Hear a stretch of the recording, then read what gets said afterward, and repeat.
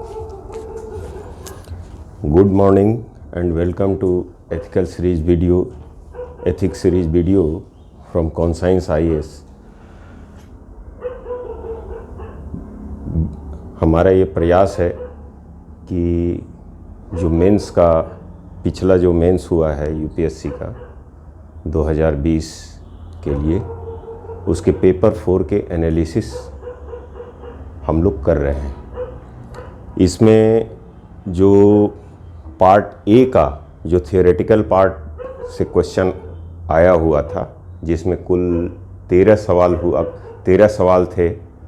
Main question तो 6 था और 5 क्वेश्चन के 2 पार्ट थे और छठा क्वेश्चन के 3 पार्ट थे। तो पार्ट ए किया, काफ़ी लंबा हो गया 13 करने के बाद, 13 क्वेश्चन डिस्कस करने के बाद उसमें बताना था कि किस पोर्शन से, सिलेबस के किस पोर्शन से आया है और क्या अप्रोच है। और जो हमने बताया था पिछले पार्ट में, वो बेसिकली हमने ओवरऑल आउटलुक दे रहा था क्वेश्चन का।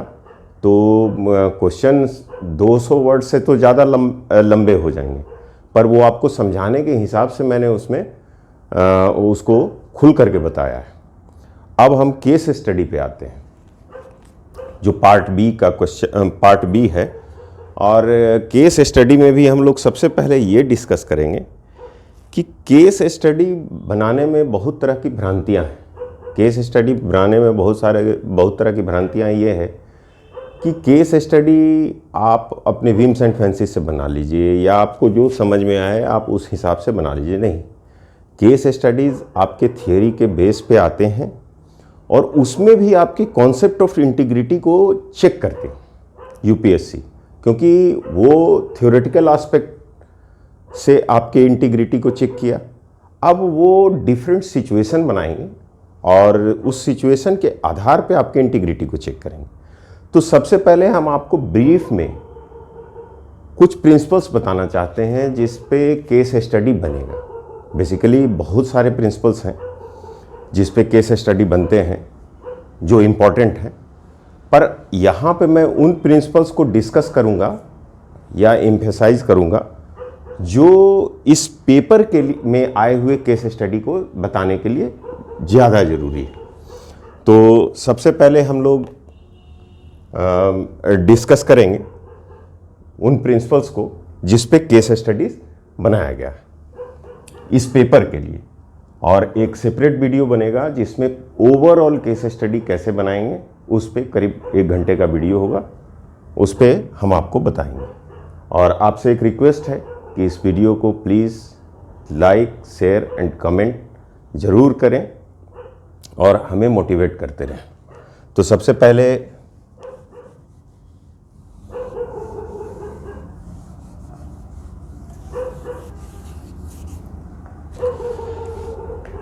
केस स्टडीज़ में जो इस साल के पेपर में 2 चीज़ पे यूपीएससी ने एम्फेसाइज किया है। एक एम्फेसिस दिया है उन्होंने कि इस प्रश्न में एथिकल इश्यूज क्या हैं, और दूसरा उन्होंने पूछा है कि आप क्या करेंगे ज़्यादातर क्वेश्चंस में, यानी कि डिसीजन मेकिंग में। तो सबसे पहले एथिकल इश्यूज के लिए, for ethical issues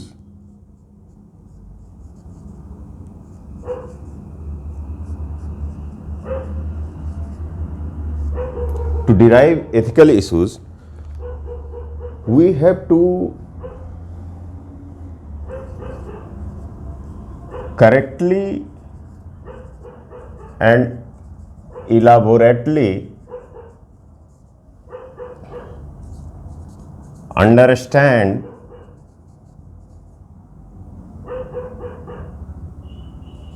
essence, determinants,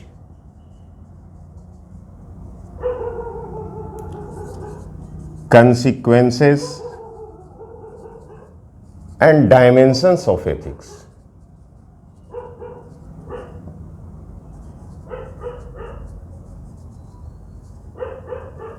This portion should be studied very carefully if you want to derive ethical issues from the questions,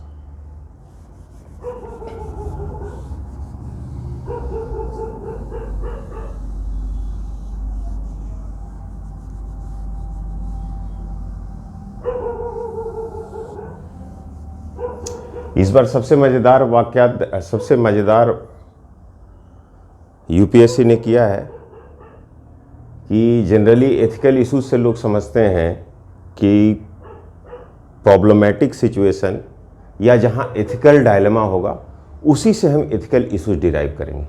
पर एक क्वेश्चन यूपीएससी पूछी है जिसको हम लोग डिस्कस करेंगे, जिसमें सारा चीज़ पॉजिटिव है, एथिकली एकदम करेक्ट सिचुएशन है, और उस सिचुएशन में उन्होंने पूछा है कि एथिकल इश्यूज इसमें क्या है। तो एथिकल इश्यूज अगर सोल्व्ड है उसमें, तो आपको निकाल करके ये बताना है कि इसमें एथिकल इश्यूज सोल्व्ड है, और इस क्वेश्चन में एथिकल इश्यूज जिसमें सोल्व नहीं है उसमें आपको बताना है कि एथिकल इश्यूज सोल्व नहीं है। तो अब हम इस पे आते हैं कि इसेंस, डिटर्मिनेंट्स और एथिक्स से हम लोग डिराइव करेंगे law of ethics.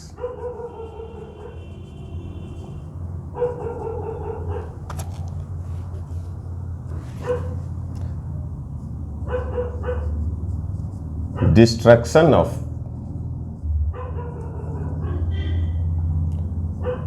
Individualism.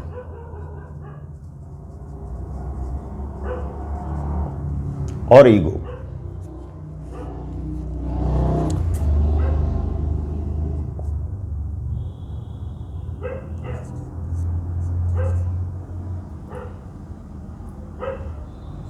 This is essence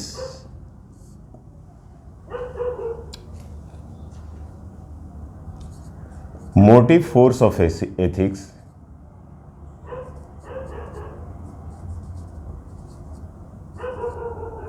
love and care,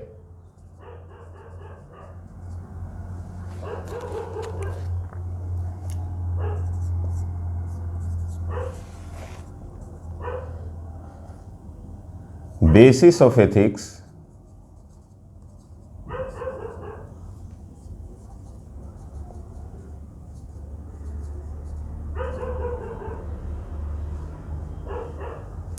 and fourth is aims of ethics.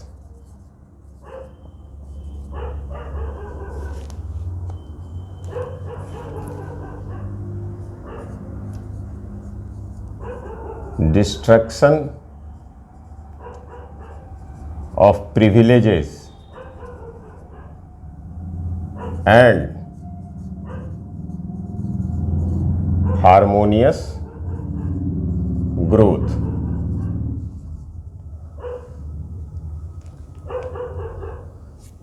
And the fifth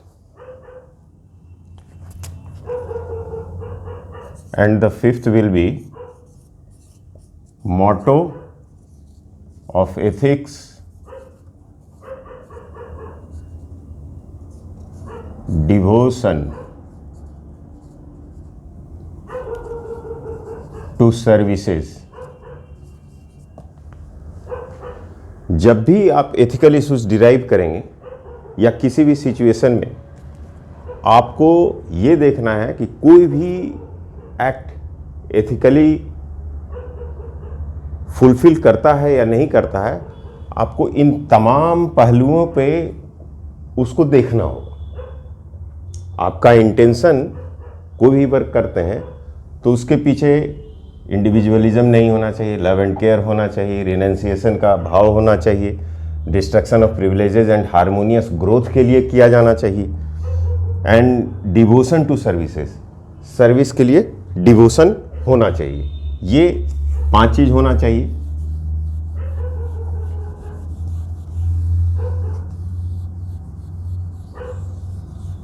तब कहा जाएगा कि कोई वर्क एथिकली किया गया है।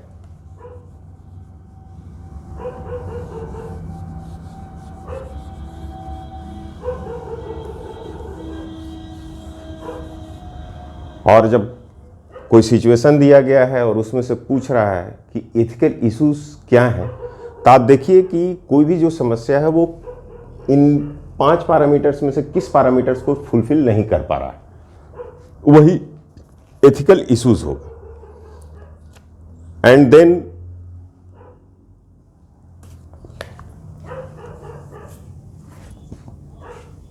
comes determining factor.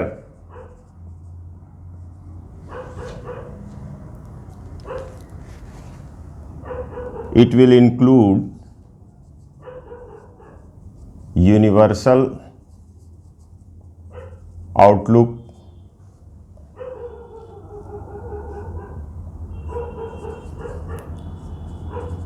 responsibility,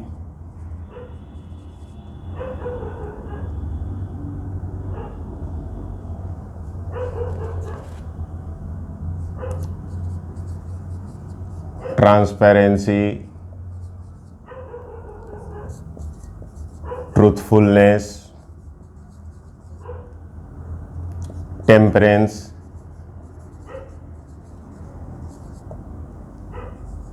these all are the form of virtues.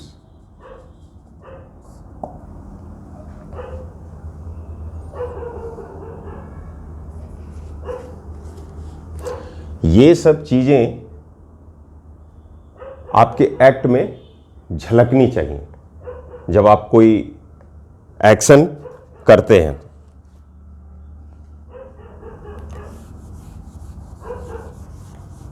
After that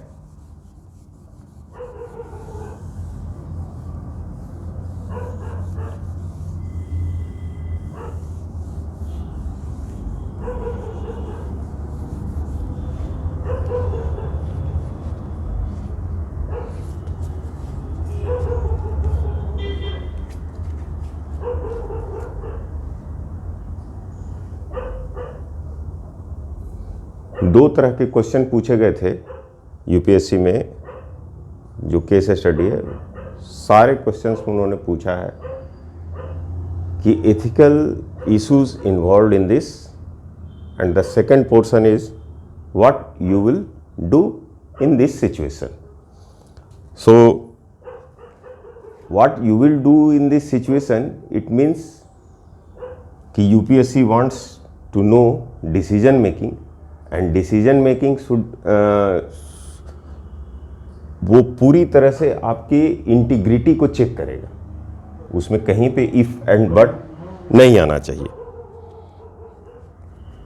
decision making के लिए जब आप किसी चीज सिचुएशन में जब आप डिसीजन लेते हैं, कुछ फिलोसफिकल प्रिंसिपल्स हैं।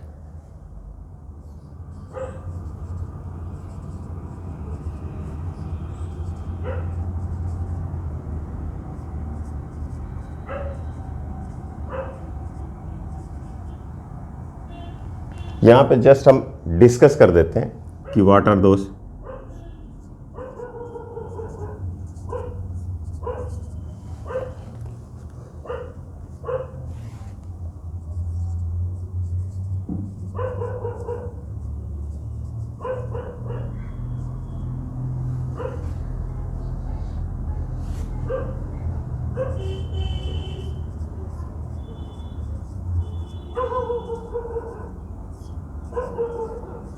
सप्रेशन सॉल्यूशन,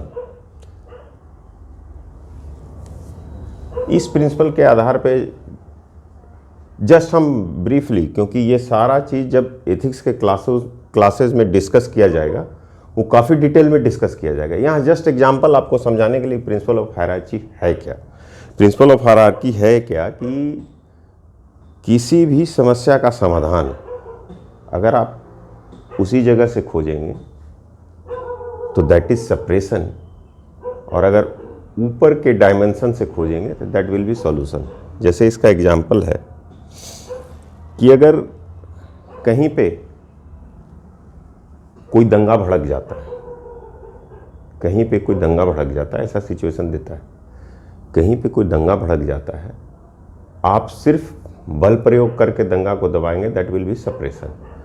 दोनों कम्युनिटी के जहाँ पे दंगा हुआ है, राइट्स हुआ है, राइट स्टिकेंस एरिया में if you will take into the consideration, अगर आप दोनों कम्युनिटी के कंसिडरेशंस को लेंगे, इश्यूज़ को सोल्व करेंगे, यानी कि जस्ट ऊपर से मतलब आप सॉल्यूशन अगर देते हैं, then it will be a real solution. एक प्रिंसिपल ऑफ हायरार्की है। दूसरा जनरल वर्सेस स्पेशल रूल। अब ये प्रिंसिपल में जैसे कि special should always confirm with general, otherwise special की कोई उपयोगिता नहीं रह जाएगी and general will become defunct. कैसे? जैसे अगर जनरल रूल को हम मान लेते हैं, जनरल को public administration policy, and special rule में पब्लिक एडमिनिस्ट्रेटिव डिफरेंट इंस्टीट्यूशंस, अगर वो पब्लिक एडमिनिस्ट्रेशन के रूल्स एंड रेगुलेशंस को नहीं फॉलो करती है तो इस पब्लिक एडमिनिस्ट्रेटिव इंस्टीट्यूशंस की कोई उपयोगिता नहीं रह जाएगी और ये जो public administrative rules and regulations है वो डिफंक्ट रहेगा, उसका कोई फायदा नहीं होगा। Special must follow general rules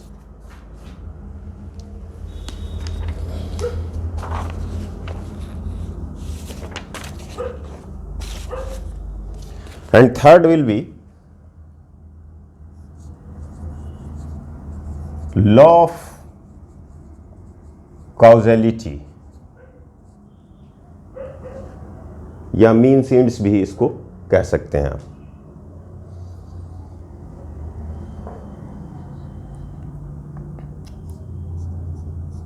every effect has is cause. कोई भी डिसीजन आप लेंगे तो वो इफेक्ट डालेगा। डिसीजन का काउज क्या होना चाहिए, डिसीजन का बेसिस क्या होना चाहिए? लॉ, यानी कि उस इफेक्ट का, आपके डिसीजन का इफेक्ट का काउज लॉ होगा। तो लॉ मतलब मीन्स और एंड, जो आप एंड अचीव करेंगे जिस मीन्स से, तो मीन्स भी अच्छा होना चाहिए, मतलब कि 100% conformity with rules and regulations.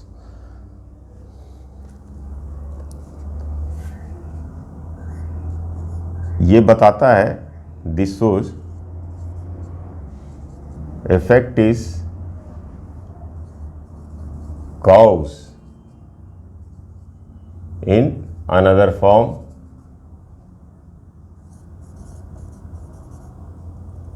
second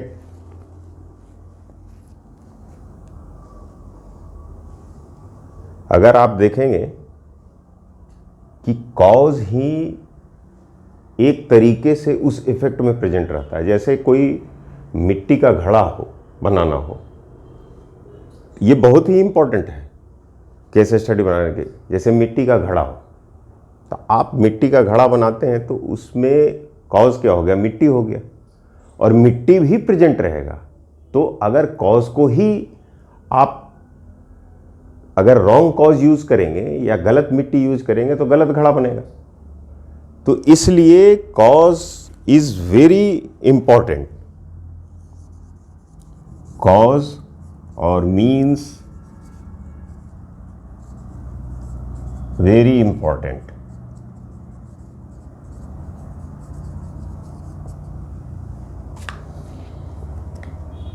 यही आपके इंटीग्रिटी को प्रूफ करेगा।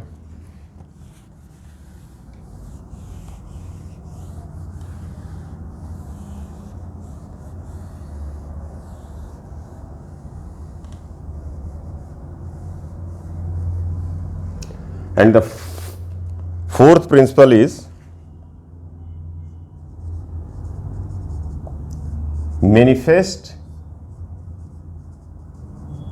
manifested rule।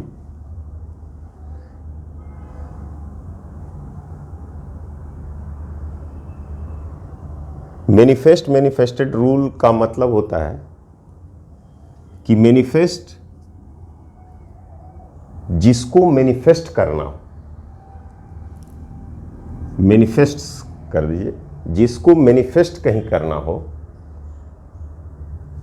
तो जहां वो मैनिफेस्ट करेगा उसकी एफिशिएंसी पे मैनिफेस्ट डिपेंड करता है। जैसे पब्लिक पॉलिसी कहाँ में, इंस्टीट्यूशंस में मैनिफेस्ट करेगा। तो जितना ये एफिशिएंट होगा उतना ही ये भी एफिशिएंट होगा। अगर इसको टास्क दिया गया और ये 100% पूरा कर दिया तो फिर ये नया पॉलिसी बनाएगा, नहीं तो उसी पॉलिसी में उलझा रह जाएगा। इसलिए manifested rule. And the fourth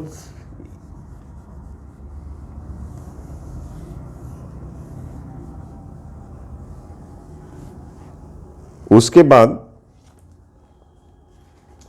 आपको डिसीजन लेने में क्या क्या सावधानियां बरतनी चाहिए, जो इस सवाल में पूछा गया है। Your decision should be conscious,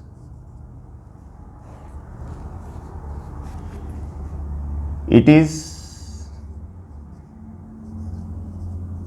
on your own wisdom.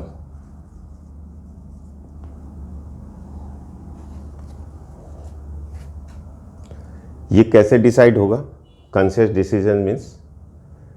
Decision means कि without any influence,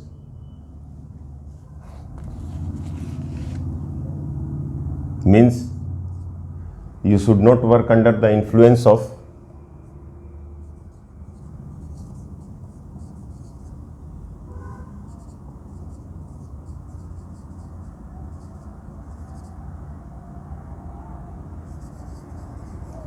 selfishness,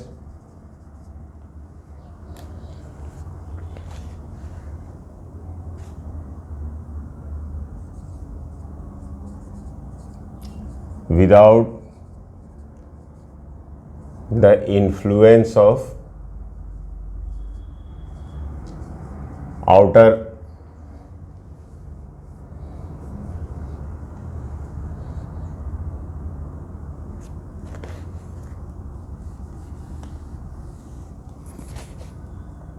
without any outer influence,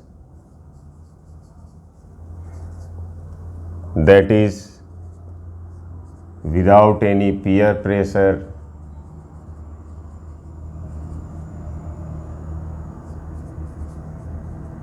personal gratification,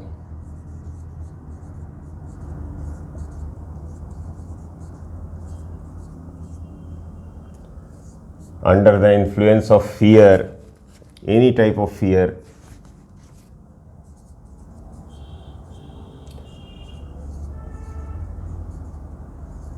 political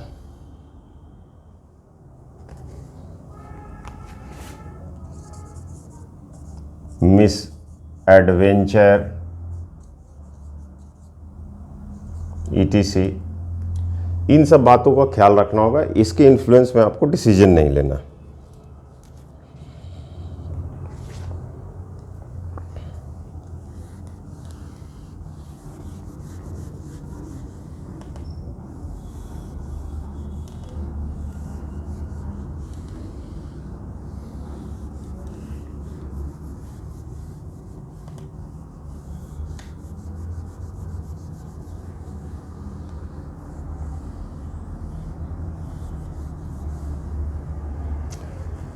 And your decision, it means कि your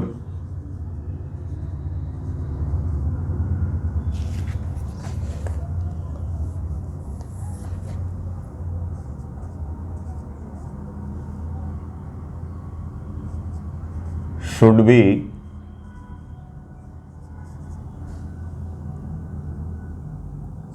in good faith and authentic.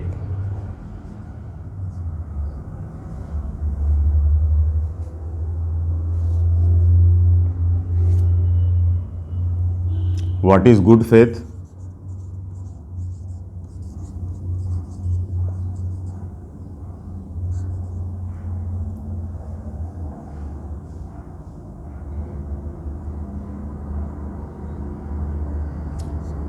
Lie and bad faith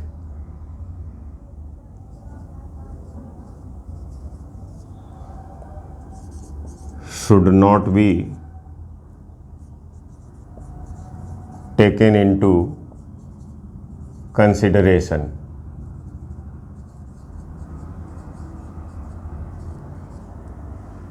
लाई जहां आप जानबूझकर गलती करते हैं या झूठ बोलते हैं, और बैड फेथ कहा जाता है कि जब अनइंटेंशनली डिसऑनेस्ट हो जाते हैं आप। अनइंटेंशनली डिसऑनेस्ट मतलब कि आप हियर से पे डिसीजन ले लिया, या किसी के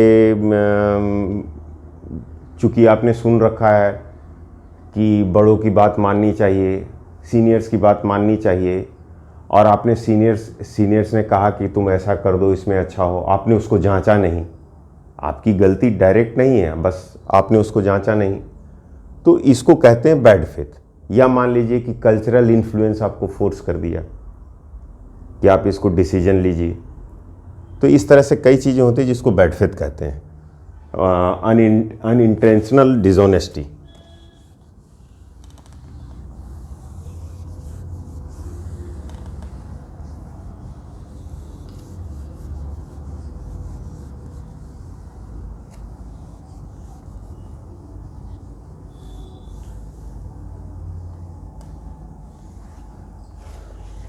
Now we will come on the questions part.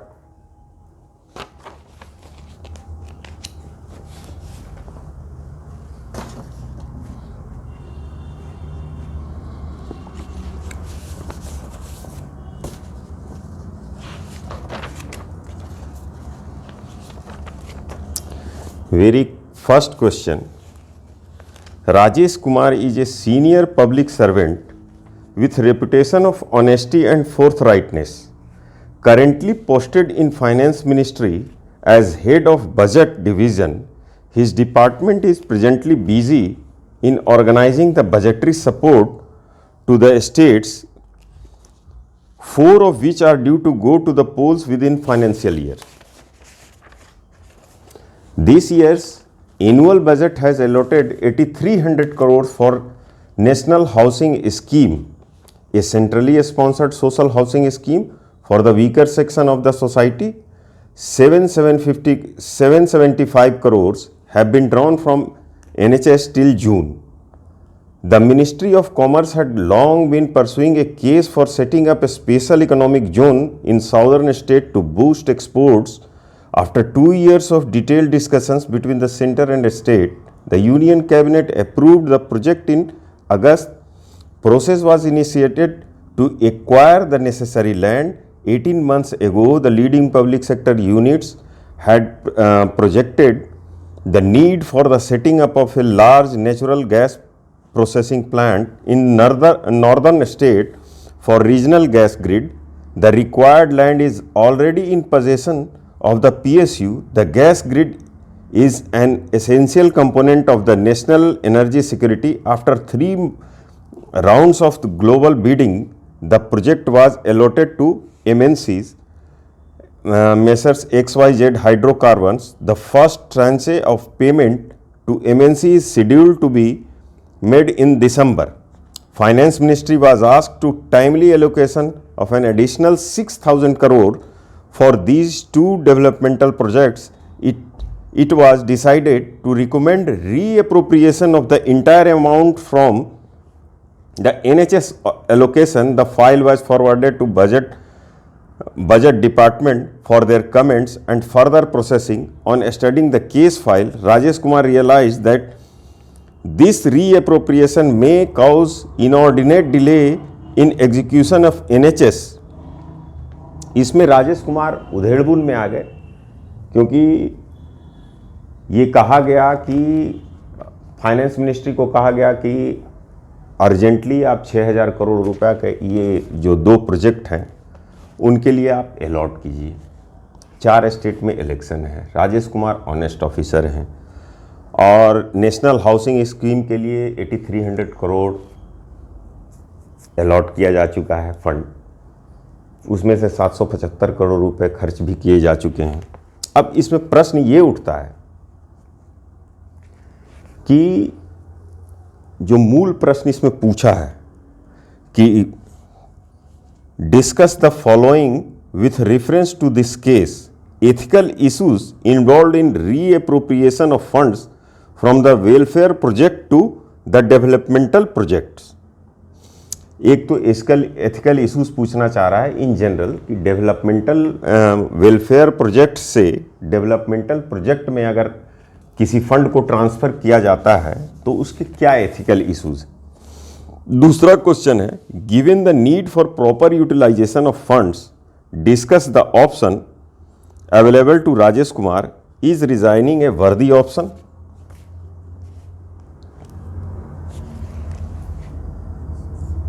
Question number 7 A, first we will discuss ethical issues. National housing scheme जो है वीकर सेक्शन के लिए, तो इसी आधार पे हम लोग वेलफेयर से डेवलपमेंट में ट्रांसफ़र का जो एथिकल इश्यूज है उसको डिराइव कर लेंगे।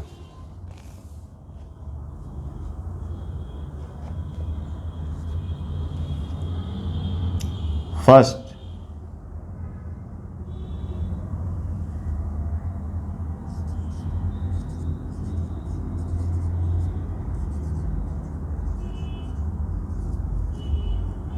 वीकर सेक्शन जो होता है they are called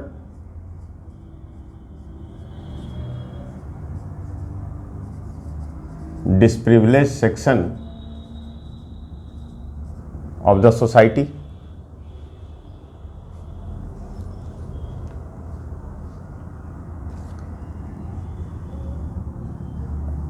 because historically treated as means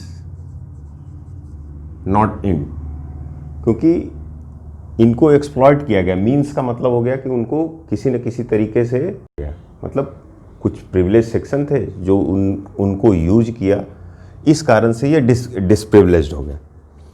तो यहाँ पे जो एम ऑफ एथिक्स मैंने बताया था कि destruction of privileges and harmonious growth, तो डिस्ट्रक्शन ऑफ प्रिविलेजेस और हार्मोनियस ग्रोथ दोनों डिस्ट्रॉय हो रहा है इस फंड ट्रांसफ़र से, क्योंकि ये लोग पहले ही से डिसप्रिविलेज हैं।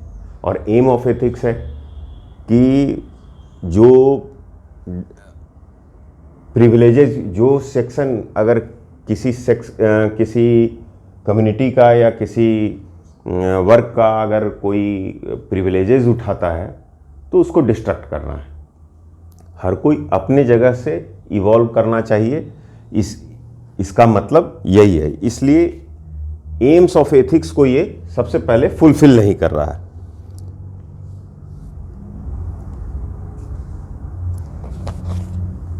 historically treated as means, first, so transfer के फंड में destruction of privileges and harmonious growth aim of ethics will be hampered.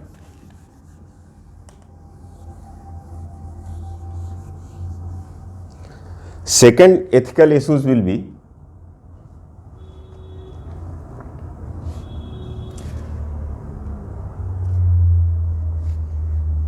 Love and care भी नहीं दिख रहा है। वीकर सेक्शन को आप एज इट इज इग्नोर कर रहे हैं, फिर से इग्नोर कर दे रहे हैं। तो what is the motive force of ethics? Motive force of ethics is love and care.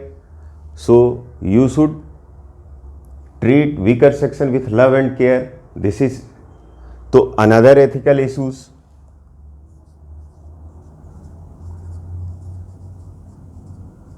Love and care is missing.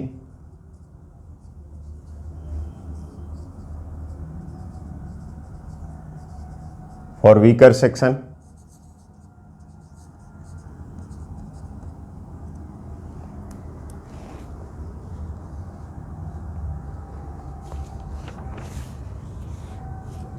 Political party is working for short-term gain.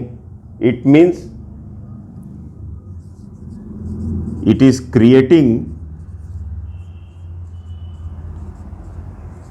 privileges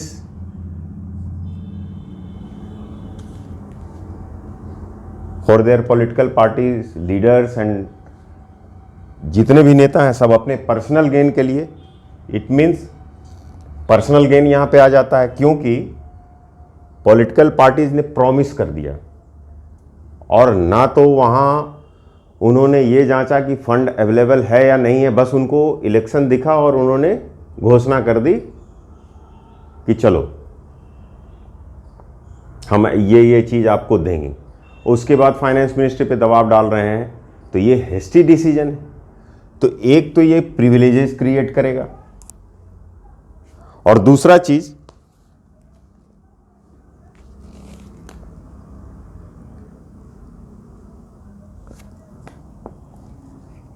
कि जो लॉ ऑफ एथिक्स है, what is law of ethics? Destruction of individualism. व्यक्तिवाद नहीं होना चाहिए. तो ये political parties एक छोटे ग्रुप का व्यक्तिवाद ही समझिए कि अगर शॉर्ट टर्म गेन के लिए कि नहीं हम लोगों को किसी भी तरह से सत्ता में रहना है, जबकि उनका पर्पस है कि वीकर सेक्शंस का अपलिफ्टमेंट सबसे पहले देखना है. तो सबसे पहले फंड वो उसी मद से मांग रहे हैं. इसलिए ये लॉ ऑफ एथिक्स को भी एक तो creating privileges and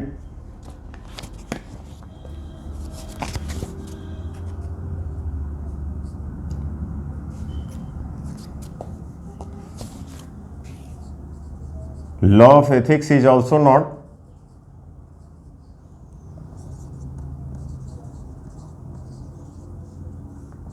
not followed.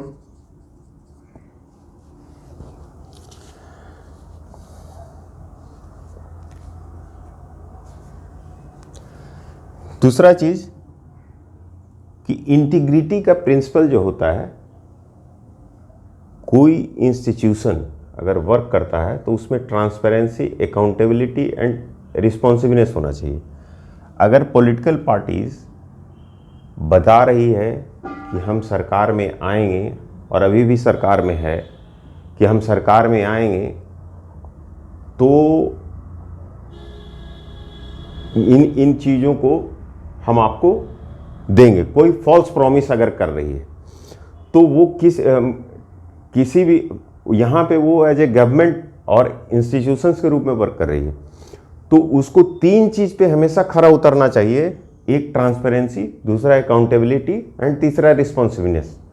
तो ट्रांसपेरेंसी, अकाउंटेबिलिटी और रिस्पॉन्सिवनेस तो अपने आप फॉल्स हो जाएगा क्योंकि जवाबदेही ले नहीं रही है, फॉल्स प्रॉमिस कर रही है कि कहाँ से पैसा आएगा, किधर से पैसा आएगा, कौन किस मत से पैसा आएगा.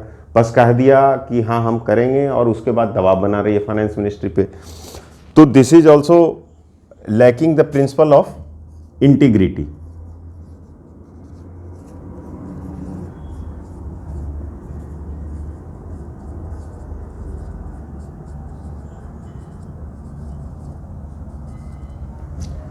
These are the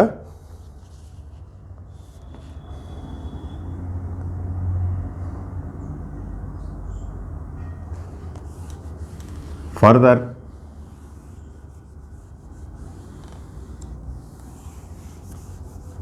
motto of ethics is also lacking. Motto of ethics is devotion to service. अब यहाँ क्या है, आप वीकर सेक्शन का फंड ट्रांसफर करके डेवलपमेंटल प्रोजेक्ट में डाल दे रहे हैं, तो वीकर सेक्शन के devotion to service is lacking.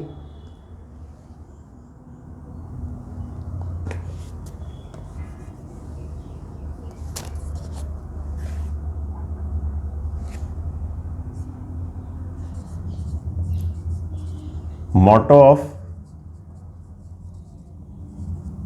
ethics is lacking. आपको लिखना होगा motto of ethics is lacking इस तरह से, devotion to the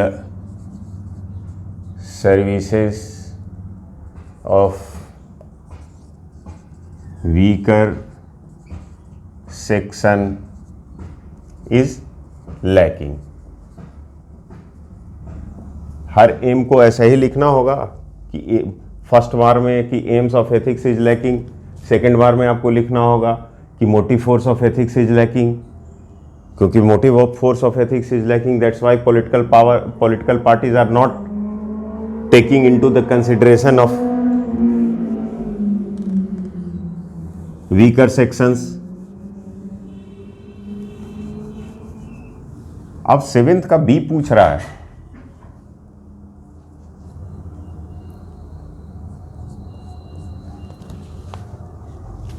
इसमें बताया गया था कि Rajesh Kumar discuss the matter with his seniors. He was conveyed that this politically sensitive situation needs to be processed immediately. अब जैसे वो अपने सीनियर्स से डिस्कस कर रहा है, सीनियर्स उसको सलाह दे रहे हैं कि he was conveyed that politically sensitive situation needs, politically sensitive not एक्सपेडिएंट.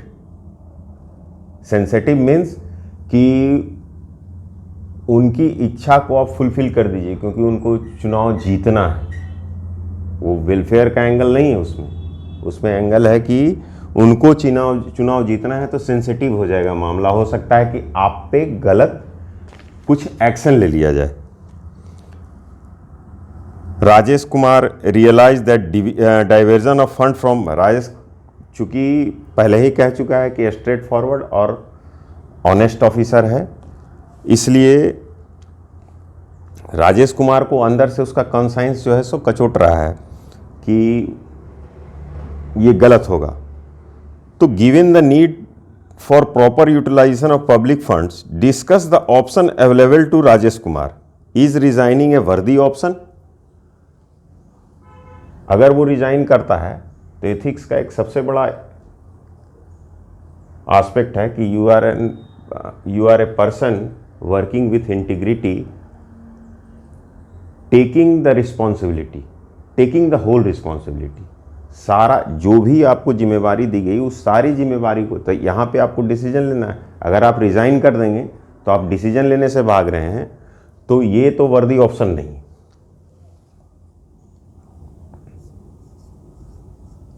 तो इसका हो जाएगा कि not resigning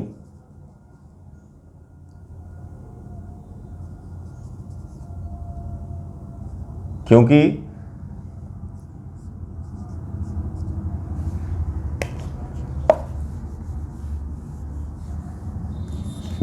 this will show that he is running away from responsibility.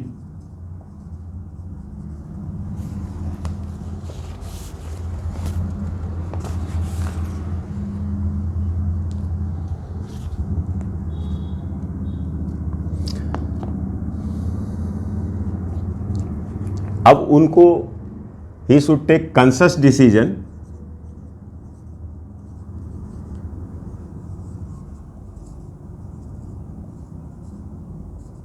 क्या क्या कंसिडरेशन में उनको नहीं लेना चाहिए, इसलिए इसको मना कर देना चाहिए या अनअवेलेबिलिटी ऑफ फंड का फाइल पे लिख करके आगे भेज देना चाहिए. इसमें क्या है, पॉलिटिकल पार्टी अपना जो पॉलिटिकल कंसिडरेशन के कारण ये डिसीजन ले रही है, सो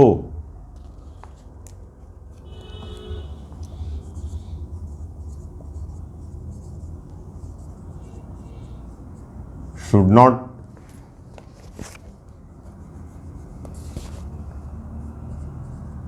pay heed to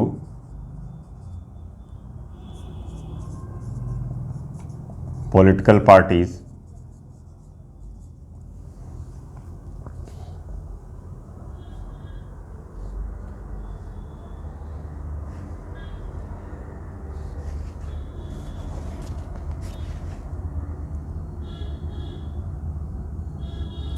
जैसे इसमें उनके दोस्त समझा रहे हैं कि पॉलिटिकली सेंसिटिव इशू है, मतलब कि एक तरह से एलिमेंट ऑफ फियर उनमें डालने का कोशिश किया जा रहा है। पॉलिटिकली सेंसिटिव इशू है, आप जो है सो इसको डिसीजन ले लो, नहीं तो गड़बड़ हो सकता है। तो इसमें जो है अब एक तरफ तो राजेश कुमार के हित में यही अच्छा रहे कि नेशनल हाउसिंग एसोसिएशन से जो फंड है उसको ट्रांसफ़र कर दे इसमें 6,000 करोड़ रुपया। अगर वो कर देता है तो अपनी इंटीग्रिटी के खिलाफ काम करता है। तो अच्छा, दूसरा चीज़ है तो प्रिफरेबल क्या है इसमें? प्रिफरेबल ये है, ये तो प्लेजरेबल हो गया। राजेश कुमार के लिए प्लेजरेबल ये है कि वो ये डिसीजन ले ले, उसके लिए फिर बल्ले बल्ले हो जाएगी। तो राजेश कुमार के लिए लेकिन हमेशा डिसीजन मेकिंग में प्रिफरेबल और प्लेजरेबल में चूज़ करना सीखना चाहिए, और प्लेजरेबल को साइडलाइन करना चाहिए और प्रिफरेबल को हमेशा तरजीह दी जानी चाहिए। तो प्रिफरेबल यहाँ पे ये है कि राजेश कुमार उसको ना माने और जो भी उनका प्रोसीजर होता है उस प्रोसीजर के ज़रिए ये बता दें कि फ़ंड अवेलेबल नहीं है। और ये डिपार्टमेंट अंदर में कह रही है कि चूंकि पॉलिटिकल पार्टी ने मांग लिया है तो किसी भी तरीके से हम नेशनल हाउसिंग एसोसिएशन से ही उठा करके 6,000 करोड़ फंड दे देते हैं, नहीं तो कुछ मामला गड़बड़ हो जाएगा। नहीं, उस फाइल पे नोटिंग कर देनी है कि भाई फंड नहीं है, आप लोग बताइए कहाँ से फंड आएगा। His duty is to see proper utilisation of fund, उसका ड्यूटी है। तो नेशनल हाउसिंग एसोसिएशन का भी फंड का प्रॉपर यूटिलाइजेशन होना चाहिए। और दूसरा चीज कि जो सीनियर्स एडवाइस कर रहे हैं, this is also a sort of peer pressure, उसमें के अंतर्गत नहीं आना चाहिए, नहीं तो फिर बैड फेथ में ये डिसीजन हो जाएगा। तो इस तरह से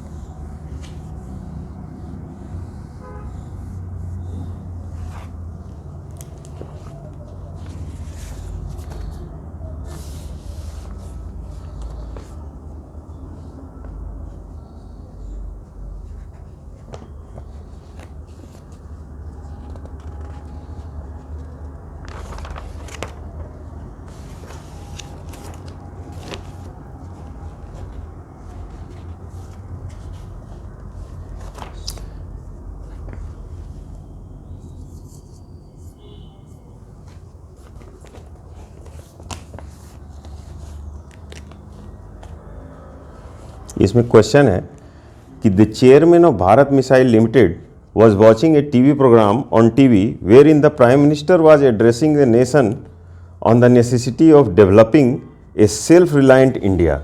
He subconsciously nodded in agreement and smiled himself as he mentally reviewed the BML's Bharat Missile Limited's journey in the past two decades.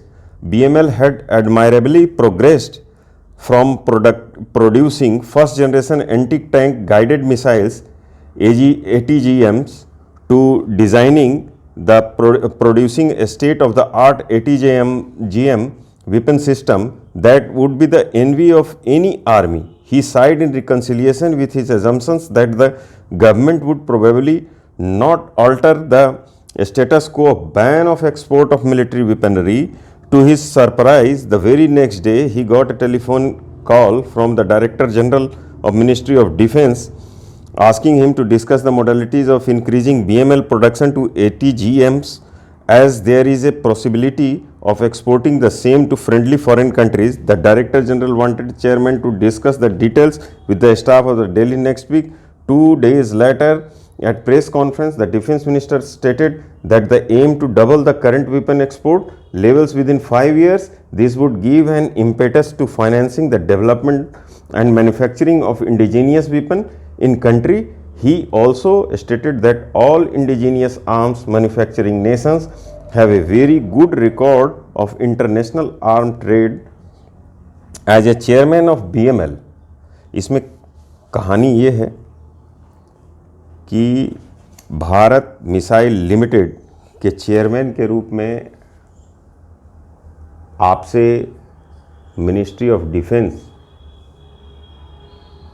ये पूछ रही है कि आर्म्स का एक्सपोर्ट को डबल कैसे किया जाए, इसके लिए मोडालिटीज़ पूछ रही है। इस क्वेश्चन में जो एक इसेंस आ रहा है कि ये आर्म्स एक्सपोर्ट को नहीं चाहते हैं जो chairman of Bharat missiles limited है। लेकिन चूँकि हमने आपको क्या कहा, अभी जो एक प्रिंसिपल्स बताया था, मैनिफेस्टेड जो पॉलिसी जो हमने बताया था, रूल बताया था, जिसमें एक बहुत एस्पेक्ट ये होता है कि मैनिफेस्ट्स के, चूँकि chairman of Bharat missile limited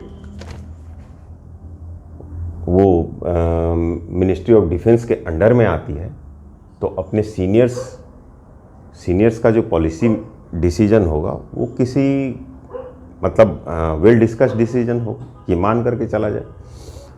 तो एज ए चेयरमैन आपसे पूछा जा रहा है कि एज ए चेयरमैन भी what are your views on the following points. First, as an arms exporter to the responsible nations like India, what are the ethical issues. क्योंकि अब मान के चला जा रहा है, चूँकि सीनियर्स और गवर्नमेंट लेवल पे ये डिसीजन ले लिया गया है, तो आपको जो राय देनी है उस राय में जो एथिकल इशूज़ इन्वॉल्व होंगे एज ए आर्म्स एक्सपोर्टर, और list 5 ethical factors, determining factors, जो हमने डिटर्मिनेंट्स जो बताया है, इसेंस और डिटर्मिनेंट्स, तो इस एथिकल इशूज़ हम लोग निकालेंगे उससे, इसेंस से और डिटर्मिनेंट से, determining factors. List 5 ethical factors that would influence the decision to sell arms to foreign governments.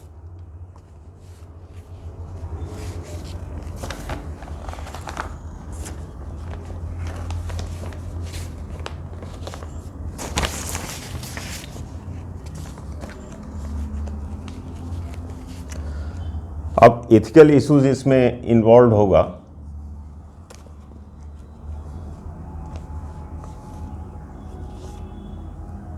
Arms should not sold only for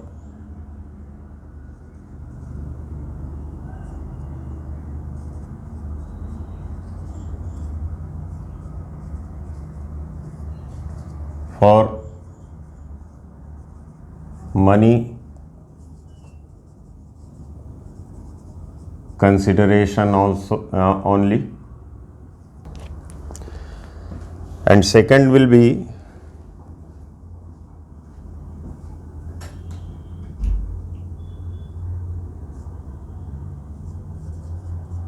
destruction of privileges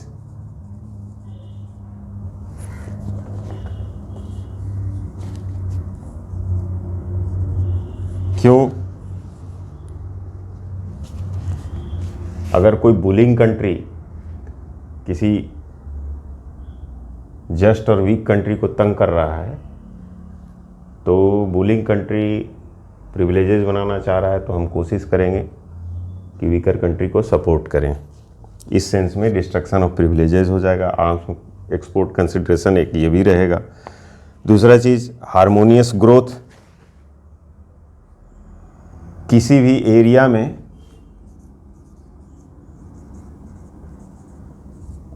harmonious growth consideration,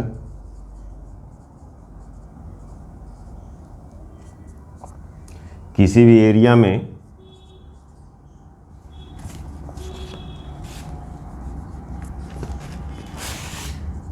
establish peace and development,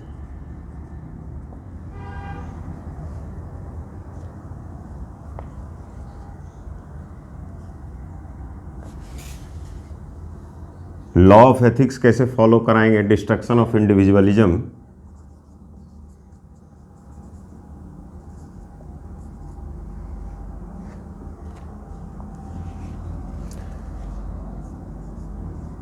not to promote national ego या jingoism of any countries, ऐसे country को नहीं देंगे जो अपना national ego या जिंगोनिज्म promote करना चाह रहा हो। तो इस तरह से किसी भी कंट्री के मतलब व्यक्तिवाद, अगर वो कोई कंट्री अपना बढ़ाना चाह रहा हो, यूनिवर्सल आउटलुक में नहीं जी रहा हो, तो उसको नहीं देंगे। तीसरा चीज़ है love and care,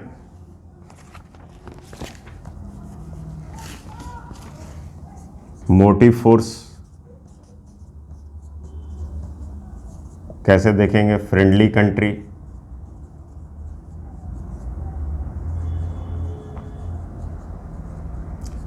just country को एक्सपोर्ट किया जाएगा, not to criminal government like Pakistan और North Korea,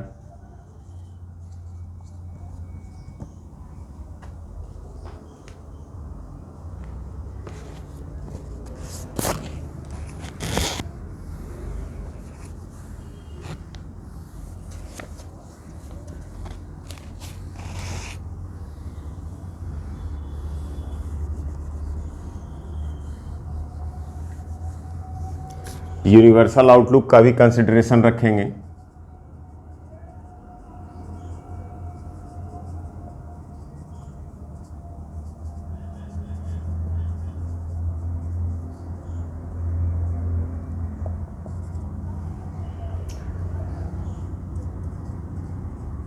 not to hamper global piece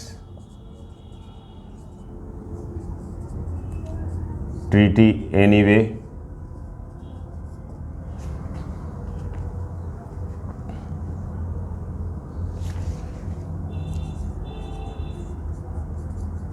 safety consideration देखेंगे,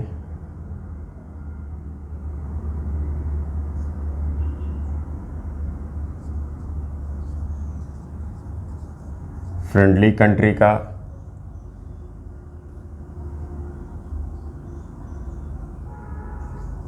अपना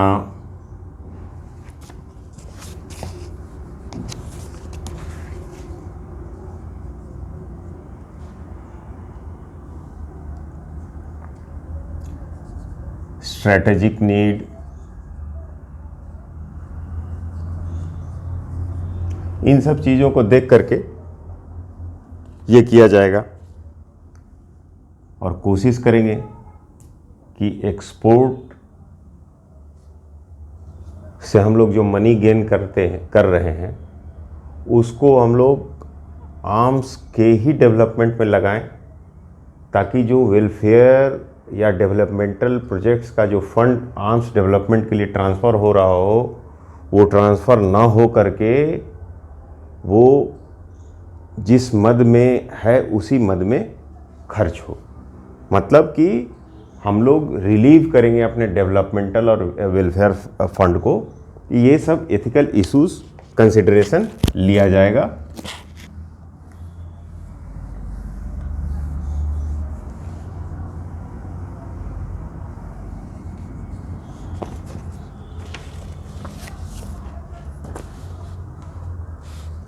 List 5 ethical factors influence the decision to sell arms of the foreign government.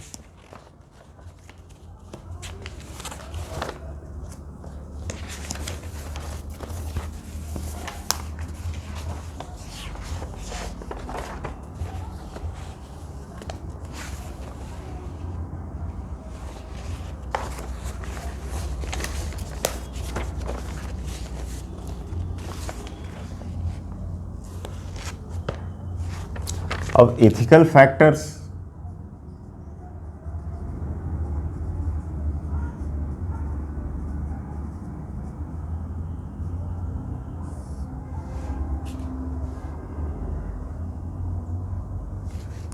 exported arms should not end up with terrorists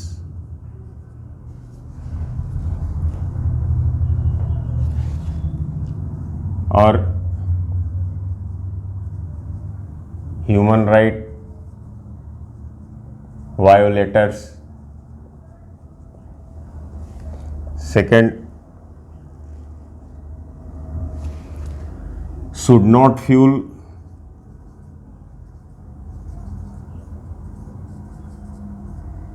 conflict in any region.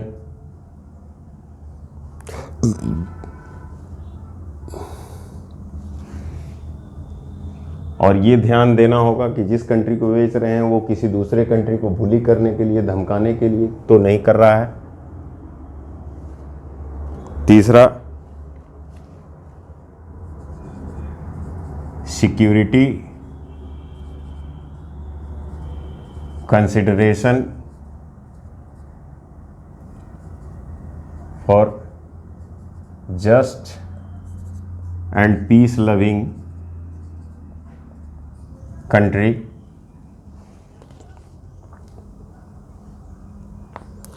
Security consideration, friendly country.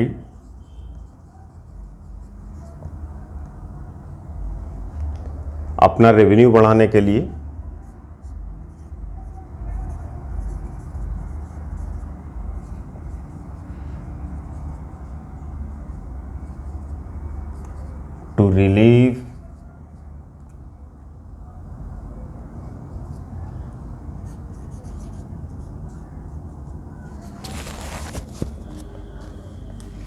to relieve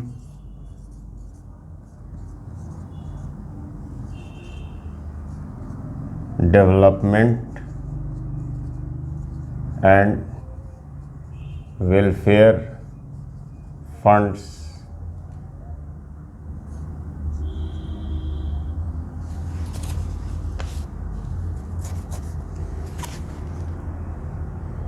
from arms manufacturing.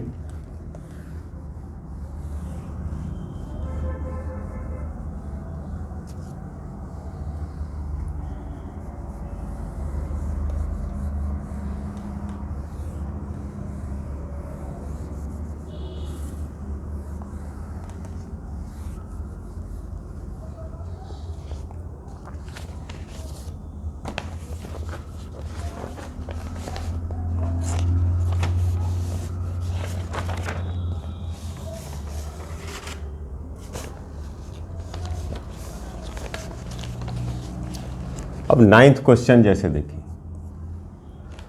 Rampura एक सुदूर जनजातीय बहुल जिला अत्यधिक पिछड़ेपन और दयनीय निर्धनता से ग्रसित है।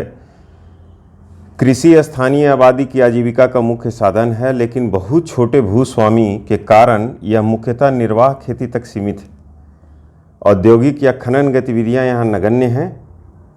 मतलब रामपुरा एक पूरी तरह से पिछड़ा इलाका है। यहाँ तक कि लक्षित कल्याणकारी कार्यक्रमों में भी जनजातीय आबादी को पर्याप्त लाभ हुआ है। इस प्रतिबंधित परिदृश्य में पारिवारिक आय के अनुपूरक हेतु युवाओं के समीप स्थित राज्य में, मतलब युवा राज्य दूसरे राज्य में पलायन के लिए जा रहे हैं। अभ्यस्क लड़कियों को कॉटन ग्रोवर्स जो हैं वो उनको कॉटन प्लकिंग में लगा दिए हैं और वहाँ उनका हेल्थ हैजार्ड्स हो रहा है।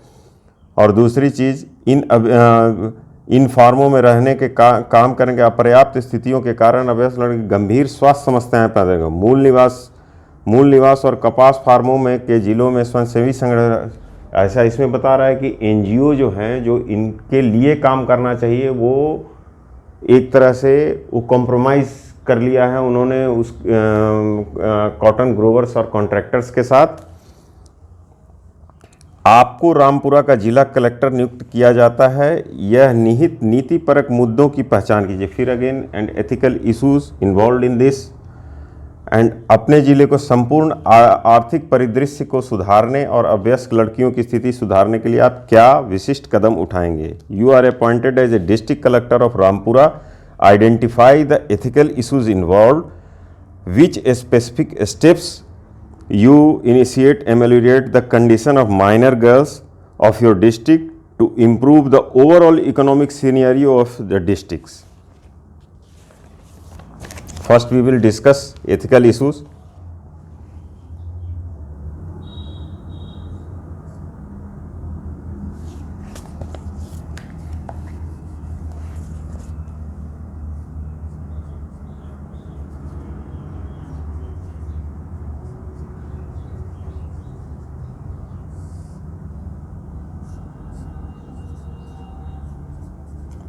Tribals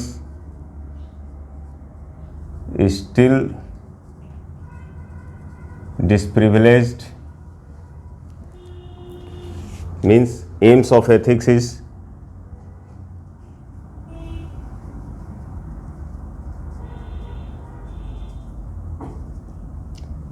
not fulfilled.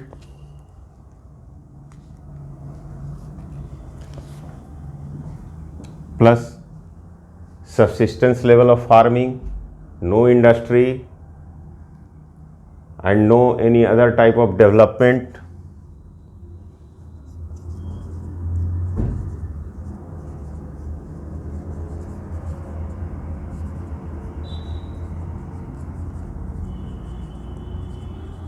Harmonious growth lacking, again aim of ethics is lacking here.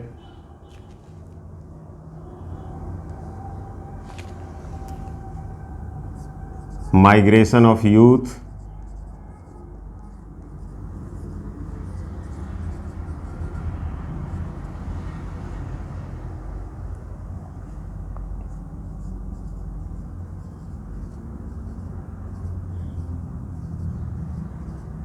harmonious growth,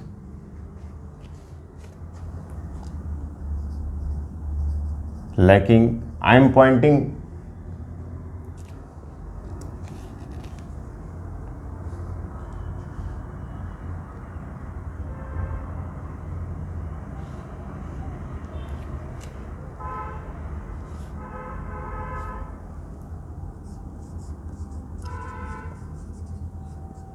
health issues,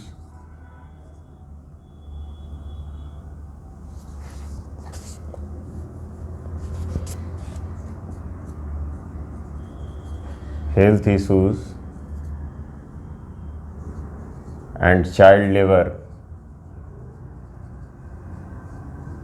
girl child labor.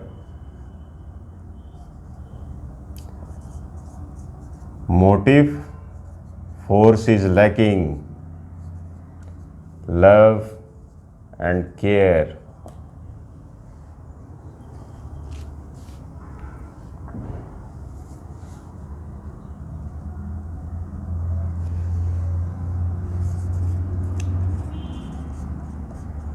Corrupt NGOs,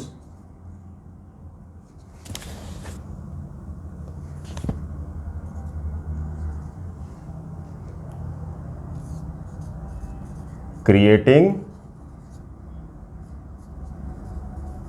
individualism,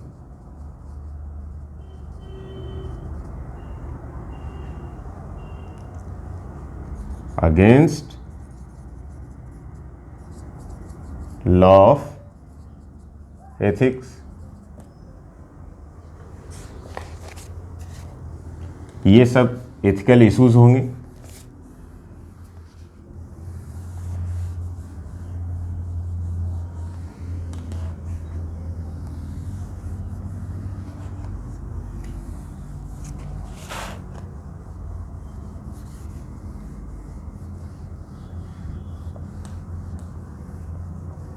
public administration में या जो ट्राइबल डेवलपमेंट के लिए जितने भी इंटीग्रेटेड अप्रोच से जो प्रोग्राम किए जा सकते हैं, जैसे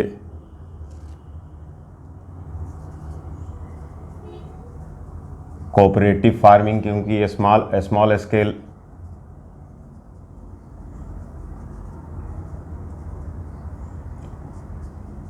irrigation, skill development,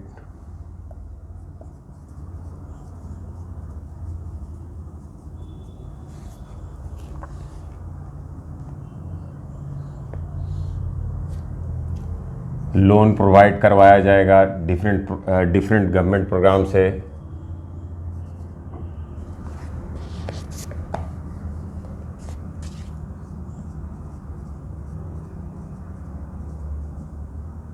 provision of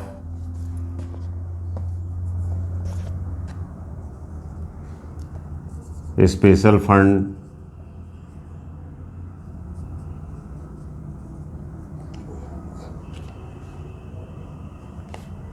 tribal craft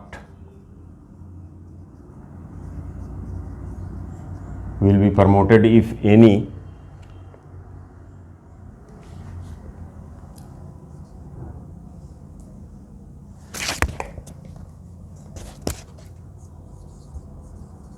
rehabilitation and welfare program for minor girls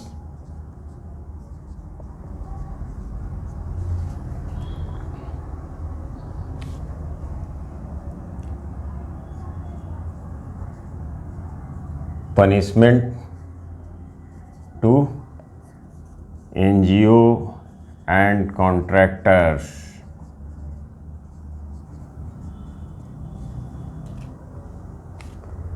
कुछ मनरेगा टाइप प्रोग्राम भी अगर चल रहा हो तो वो भी चलवाया जा सकता है। उस तरफ चल ही रहा होगा गवर्नमेंट प्रोग्राम, तो उसमें असर कर नहीं रहा था।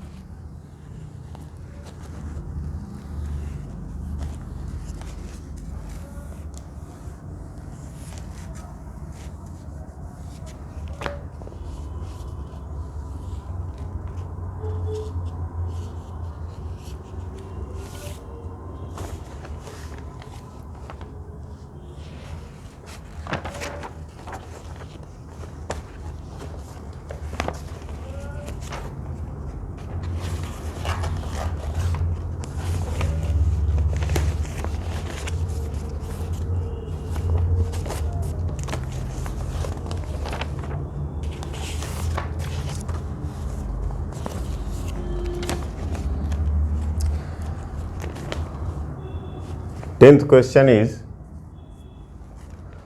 you are a municipal corporation of a large city having a reputation of very honest and upright officers. A huge multi-purpose mall is under construction in your city in which large number of daily wage earners are employed. One night during the monsoons, a big chunk of the roof collapsed due to the instant death of 4 laborers, including 2 minors.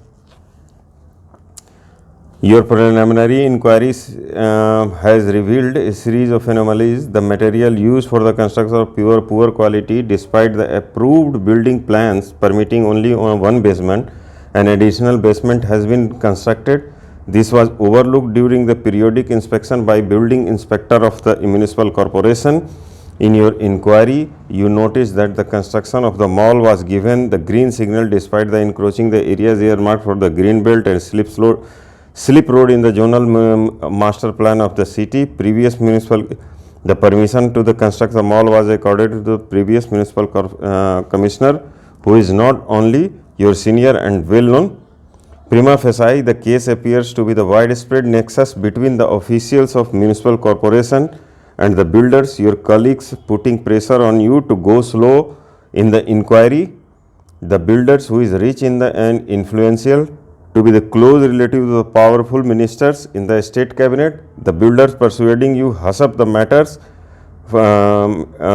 promising you to fortunate to do so. So the hinted that if this matters not resolved the earliest favor, there is someone in his office who is waiting for the file a case against you under the Post Act. discuss the ethical issues again and what are the options available to you.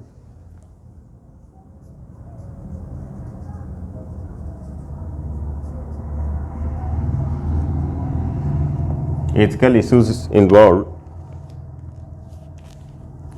vulgar display of power and power of contractor bureaucrats nexus.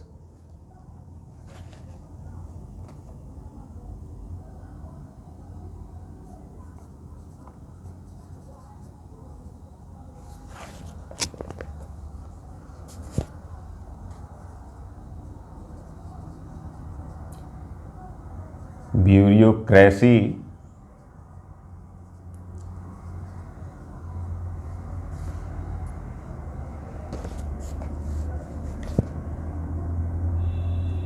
contractor and politician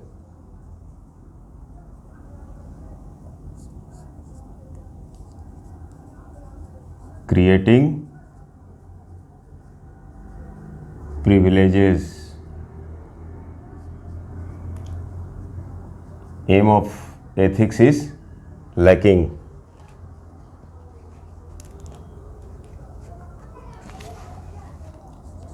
By granting extra floor आम citizen का जान खतरे में means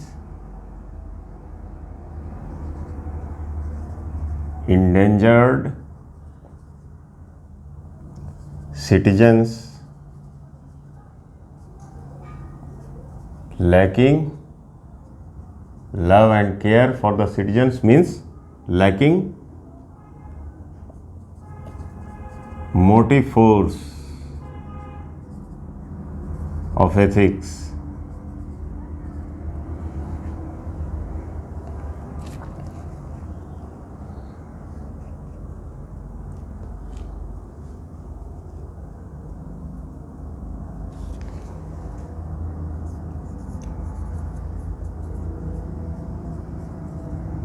Master plan ignored,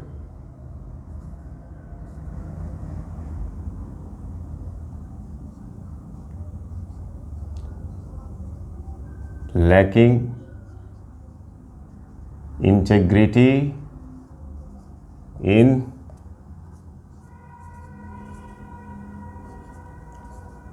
decision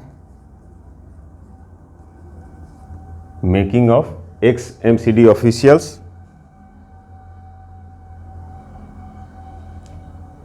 Poor quality construction material would further endanger the visitors of the mall if completed.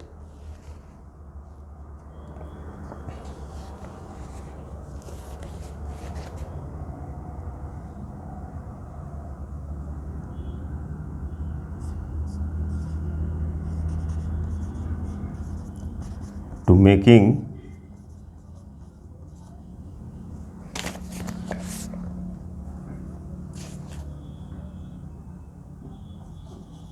more and illegal money,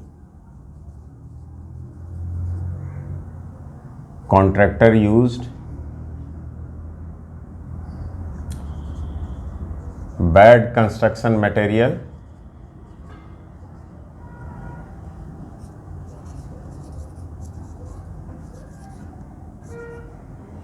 for what? In broader sense, contractor is creating its individualism or creating its ego. It means not following the law of ethics.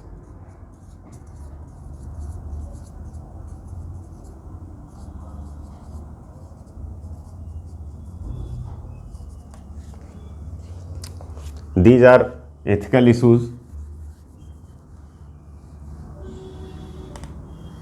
for the question number 10.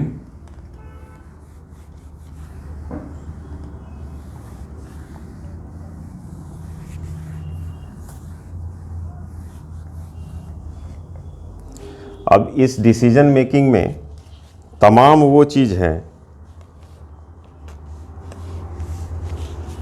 इस decision making में आप देखेंगे कि इसमें पूछ रहा है कि आप क्या करेंगे, what are the options available to you in this situation, express your selected course of action.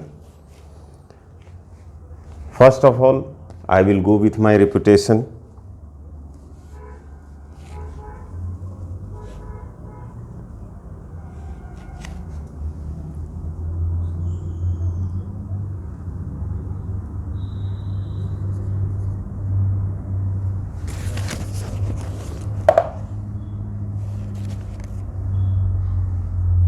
Go with my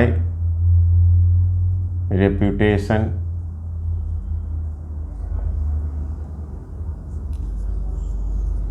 prepare a report, means taking full responsibility. As an integrated man, I should take the full responsibility.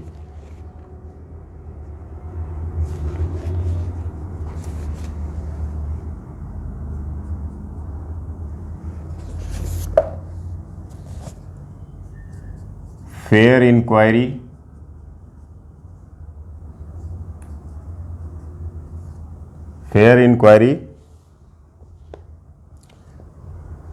हमने कहा था कि decision making में आपका decision जो है सो एकदम conscious होना चाहिए, किसी भी कंसिडरेशन, ना सेल्फिश और ना पर्सनल फ्रेंडशिप या पीयर प्रेशर या पॉलिटिकल कंसिडरेशन, किसी भी चीज़ से बिल्कुल ना बैड फेथ में। तो इस सेंस में आप देखिए कह रहा है कि आपका वो एक्स म्यूनिसिपल कमिश्नर इस डिसीजन के लिए रिस्पॉन्सिबल है, उसने ही वो बाद में कह रहा है दोस्त लोग कि आप गो स्लो होइए इस रिपोर्ट में। मतलब कि आपको ये देखना चाहिए यूपीएससी कि आप डिसीजन कैसे लेते हैं। तो इन किसी भी कंसिडरेशन को नहीं ध्यान देना है।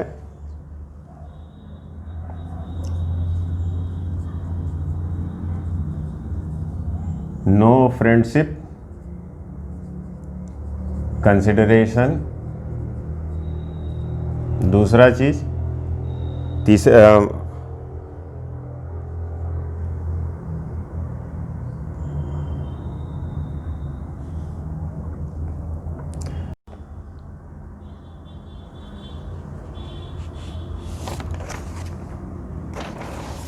दूसरा चीज कि बिल्डर्स ने कहा है कि आपको कुछ पर्सनल बेनिफिट भी पहुंचा दिया जाएगा अगर आप फेयर रिपोर्ट उनके हिसाब से देंगे। तो no personal gratification means preferable और प्लेजरेबल में प्लेजरेबल को डिनाई करना है। पोस एक्ट का भय दिखाया जा रहा है। तो decision should be free from anything, peer pressure, political consideration और free from fear.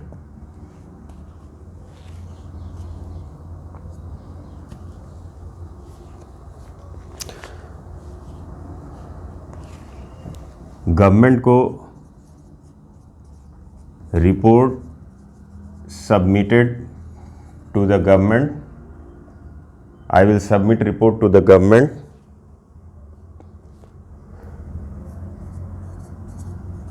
and provision for the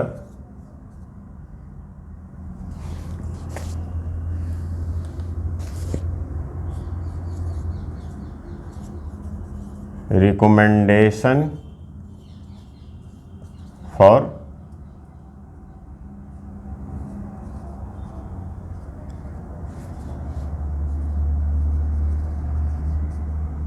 punishment for different culprits.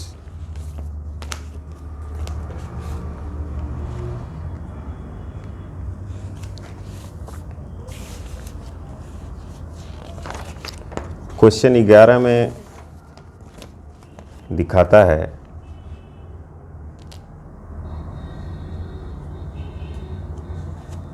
कि परमल is a small but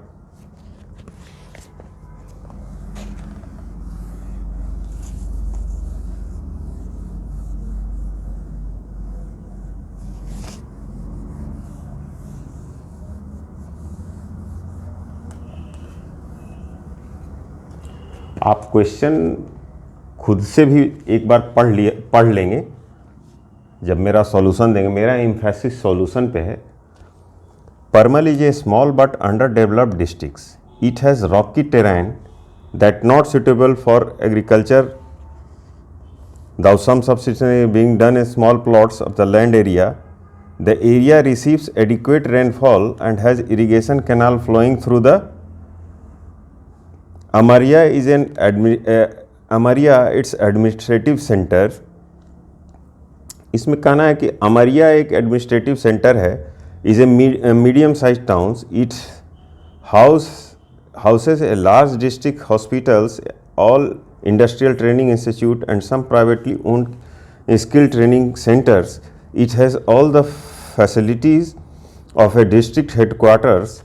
A trunk railway line passes approximately 50 kilometers from Amaria. Its poor connectivity is a major reason for the absence of any major industry therein. The state government offers 10-year tax concession. इसके बाद बताता है कि एक अनिल नाम का industrialist आते हैं वहाँ और अमरिया प्लास्टिक वर्क्स उस विलेज में एस्टेब्लिश करते हैं और बिल्कुल एक आदर्श व्यवस्था के तहत वो वहाँ इंडस्ट्री लगाते हैं। सारे लेबर के सारे इश्यूज़ को कंसिडरेशन में रखते हैं, उस एरिया के लोकल पॉपुलेशन को, इन्वायरमेंट को, हर तरीके से। आप इस क्वेश्चन को ध्यान से पढ़ लीजिएगा, सब तरह से पढ़ते हैं। और एक आदर्श, बेसिकली यूपीएससी ने एक आदर्श डेवलपमेंटल प्रोजेक्ट किसी भी एरिया के लिए दिया है। अब इस क्वेश्चन में वो पूछती है कि एथिकल इश्यूज़ क्या हैं। एथिकल इश्यूज़ को जनरली लोग सोचते हैं कि कोई नेगेटिव इश्यूज़ में ही एथिकल इशू। अब जैसे इसमें देखिए, अब इसमें सबसे पहले क्या है,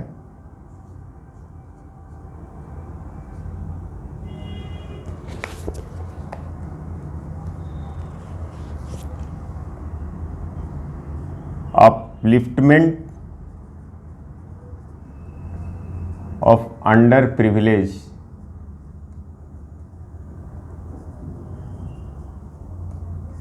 उस एरिया में अंडर प्रिविलेजेस जो सेक्शन है वही डेवलप करेगा उस एरिया में। तो एम ऑफ एथिक्स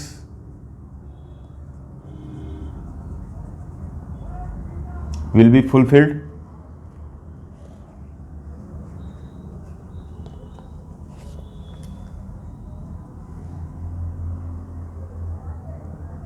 सारे लेबर फोर्स इंडस्ट्री लगने के पहले ट्रेंड कर दिए गए। लेबर और humans they are treated as end and not as means. Ethically किसी भी ह्यूमन बीइंग को we should consider as an end, क्योंकि एवरी ह्यूमन बीइंग का अपना एक गोल है, अपना एक लक्ष्य है, वो खुद में विकास करना चाहता है। इसलिए motive force of ethics is love, loyalty and care. इसमें motive force of ethics is love, loyalty and care, और बोथ साइड से दिखा। लेबर भी इंडस्ट्रीज अमरिया प्लास्टिक वर्क्स के एपीडब्ल्यू के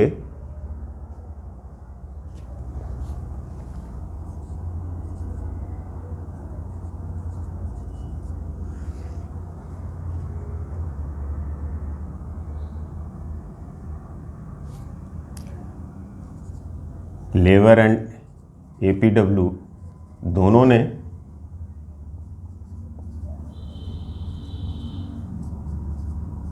मोटिव फोर्स ऑफ एथिक्स को फॉलो किया।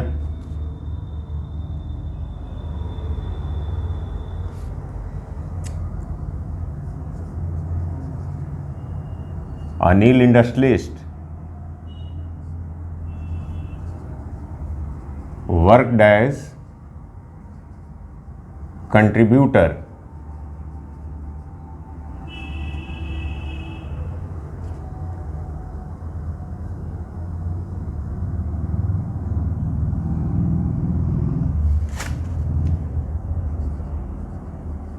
sharing his profits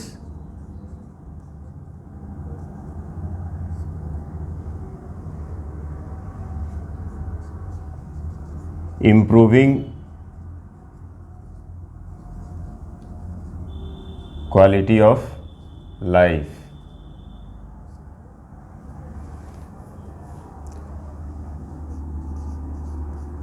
Motto of ethics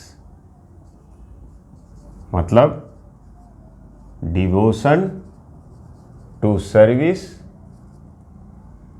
is fulfilled.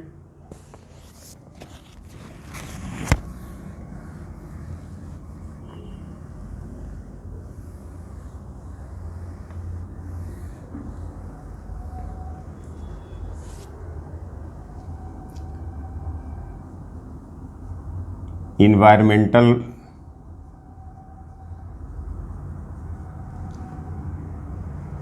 Programme भी लॉकडाउन के समय में लिया गया, plus school,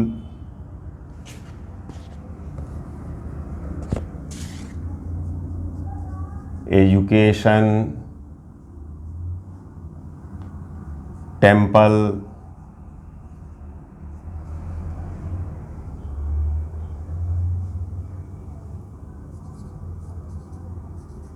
skill development,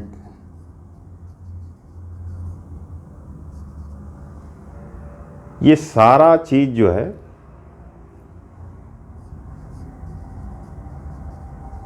harmonious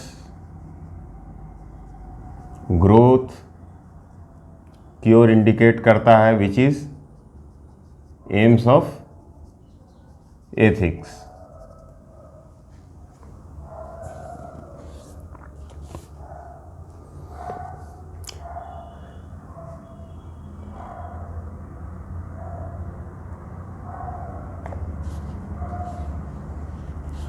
plus industrialist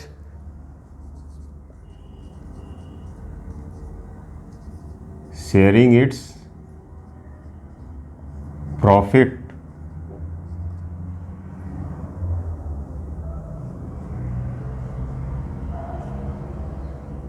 means renunciation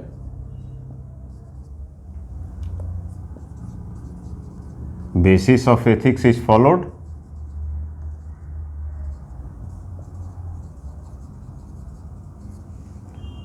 Too many ethical issues you can derive from these questions. What I have discussed about the ethical issues initially,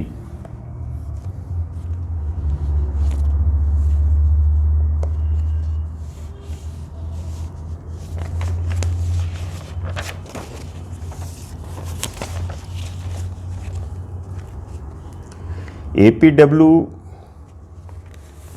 दूसरा क्वेश्चन का दूसरा पार्ट है कि do you consider APW as a role model for development of backward areas, give reasons. APW has taken integrated development,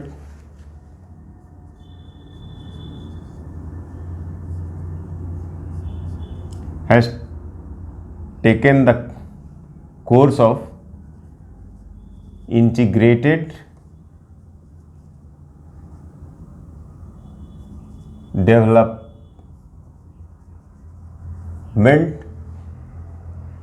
where each and every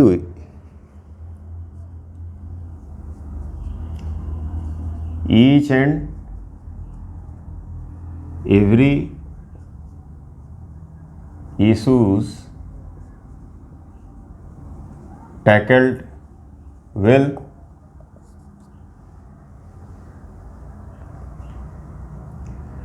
This type of development will leads towards harmonious growth.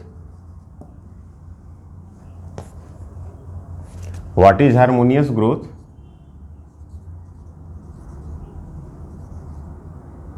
Each of the constituents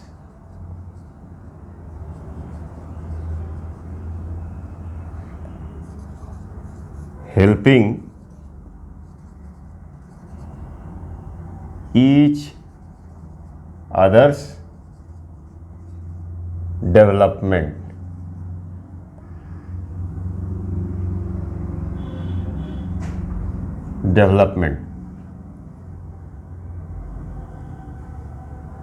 And this leads to integrated development. In this case, we have seen all this.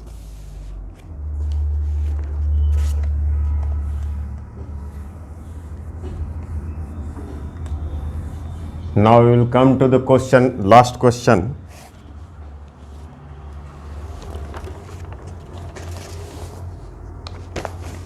This is a typical question.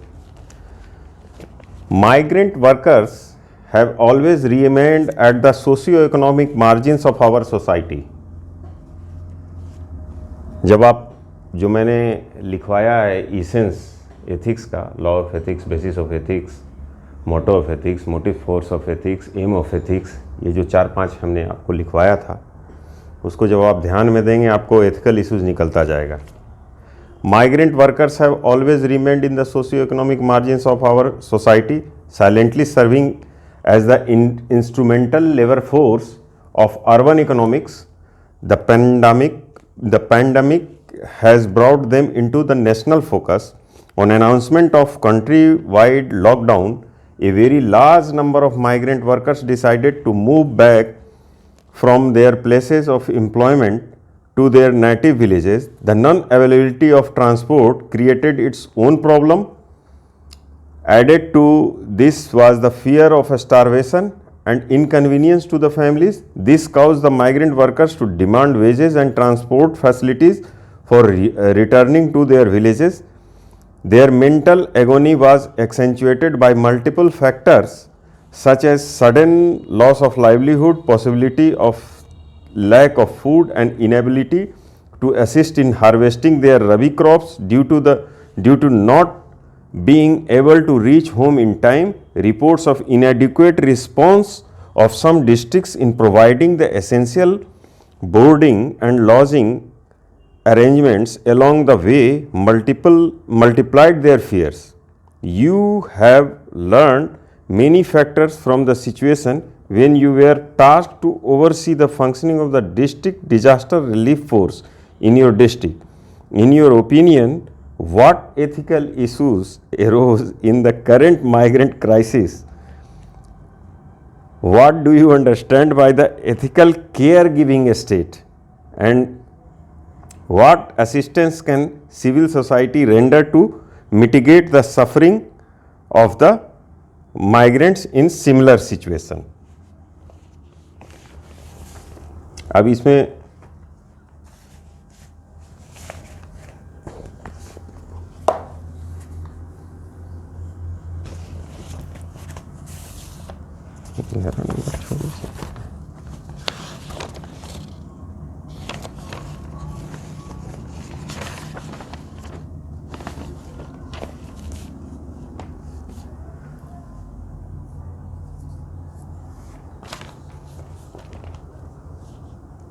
अब सबसे पहले इसमें ethical issues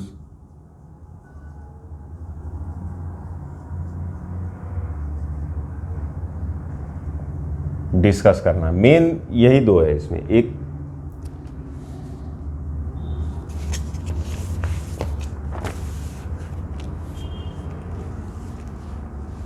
due to pandemic and consequent lockdown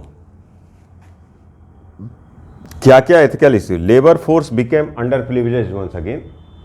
जैसी उनकी नौकरी गई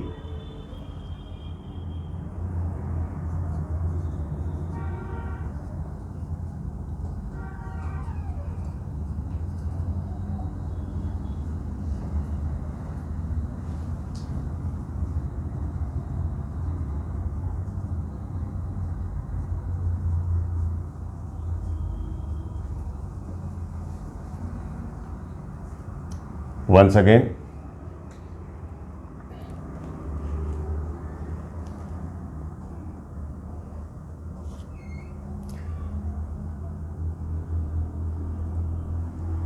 दूसरा issues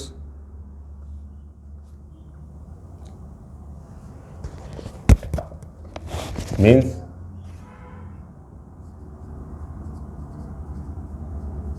problem in aim of ethics. Again transport unavailability, lacking love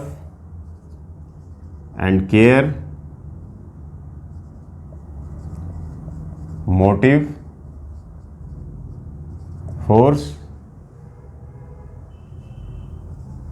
of ethics, lacking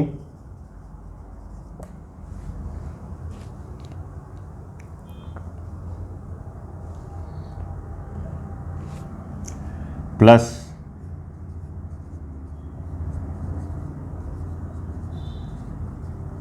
mental agony.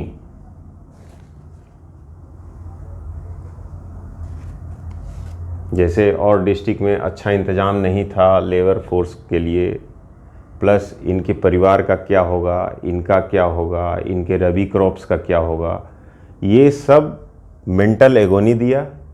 और मेंटल एगोनी में रहने वाला आदमी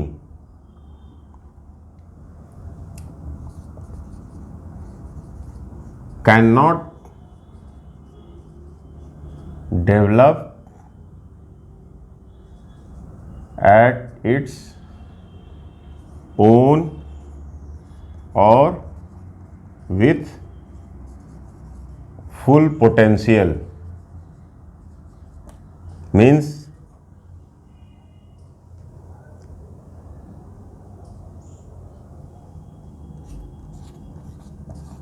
prone to become means, slip from its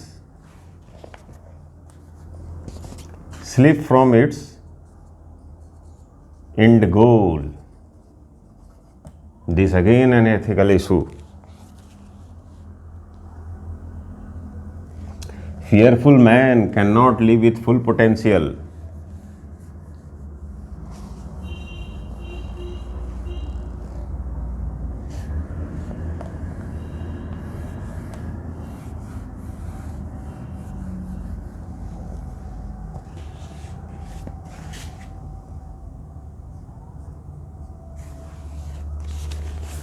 Second part of question, what do you understand by ethical caregiving state?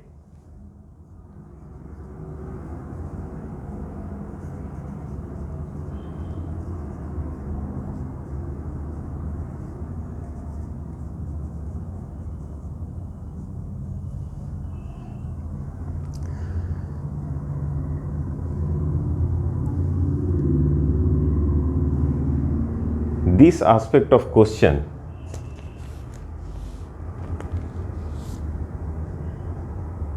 Types of ethics से आया है. Types of ethics, एक ethics डियोंटोलॉजी है, एक कंसिक्वेंशियलिस्ट, एक यूटिलिटेरियन है, और चौथा ऐसे बहुत सारे पार्ट में एथिक्स को किया गया है, पर मेन यही चाह रहे हैं. और चौथा जो मेन जो है वो केयर एथिक्स के नाम से जाना जाता है. केयर एथिक्स, ये एथिक्स कहता है कि एथिक्स का बेस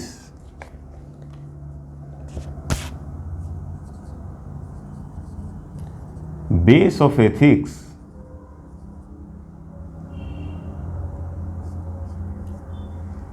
should be on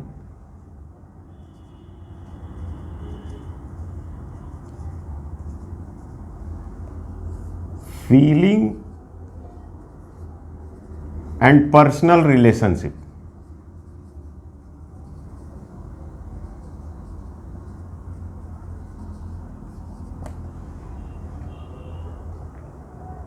मतलब आप कैसा फील करते हैं उस आदमी के लिए। तो बेसिकली केयर एथिक्स कहता है कि आपको फीलिंग और personal relationship, in fact care ethics ये भी कहता है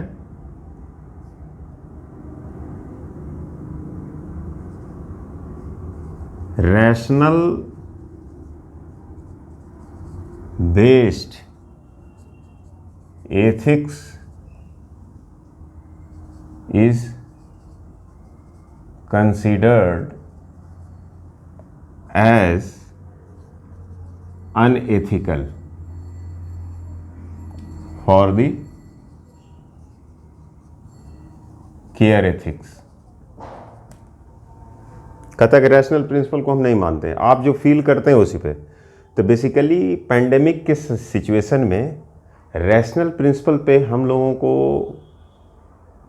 रैशनल प्रिंसिपल से ज़्यादा फीलिंग पर हम लोगों को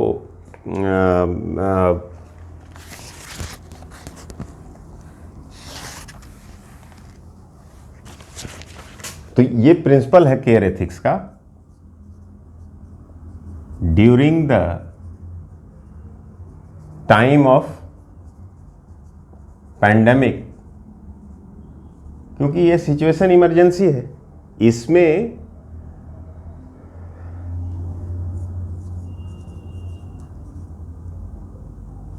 रैशनलिटी से ज़्यादा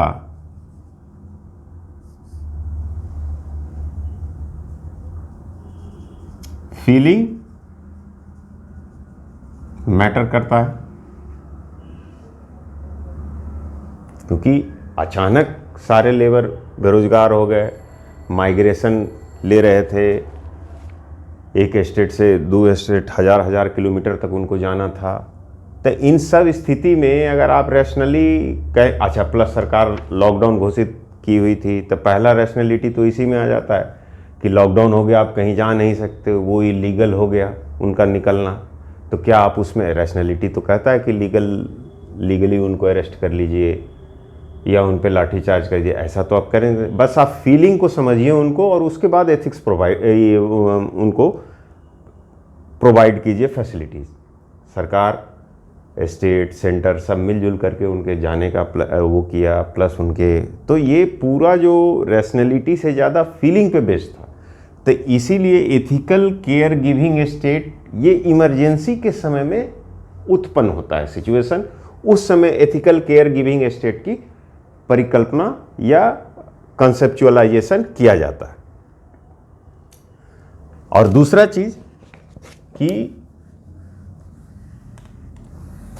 बहुत लोगों ने फीलिंग बेस्ड एथिक्स को बहुत क्रिटिसाइज किया गया है।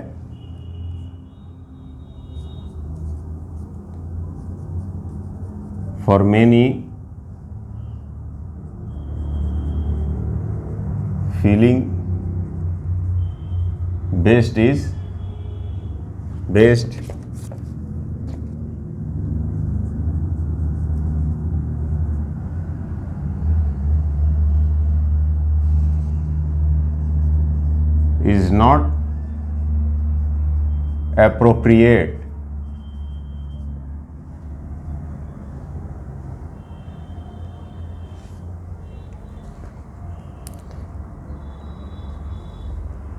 is not appropriate so this Midway क्या निकल के आता है, लेकिन इमरजेंसी की सिचुएशन में आपको फीलिंग पे ज़्यादा काम करना हो। उस समय उतना बड़ा ह्यूज पॉपुलेशन का फीलिंग आपको देखना होगा, सबको अरेस्ट तो किया नहीं जा सकता था, लॉकडाउन को तोड़ा है सब, तो कि सबको अरेस्ट तो किया नहीं जा सकता था। प्लस जब अरेस्ट नहीं किया जा सकता था तो सबको अपने डेस्टिनेशन तक पहुंचाया जाए, प्लस उनको रिलीफ दिया जाए, प्लस उनको जो फियर मन में है उसको हटाया जाए। तो ये फीलिंग बेस्ड एथिक्स हो गया, जिसको केयर एथिक्स कहता है। इसलिए एथिकल केयर गिविंग स्टेट की वो बात करता है। तो मिडवे ये हो सकता है कि इस डिजास्टर, ये मिडवे में ये हो जाएगा कि डिजास्टर मैनेजमेंट में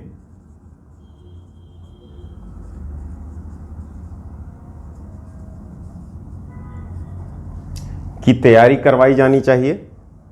उसमें फीलिंग, अब जैसे आप अधिकारी हैं तो feeling should be schooled and disciplined. Schooled भी होना चाहिए और डिसिप्लिन्ड भी होना चाहिए, ये जरूरी है। और discipline,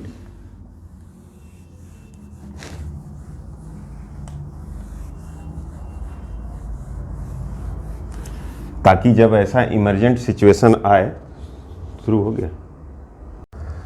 feeling should be schooled और डिसिप्लिन्ड, ताकि इमरजेंट सिचुएशन में,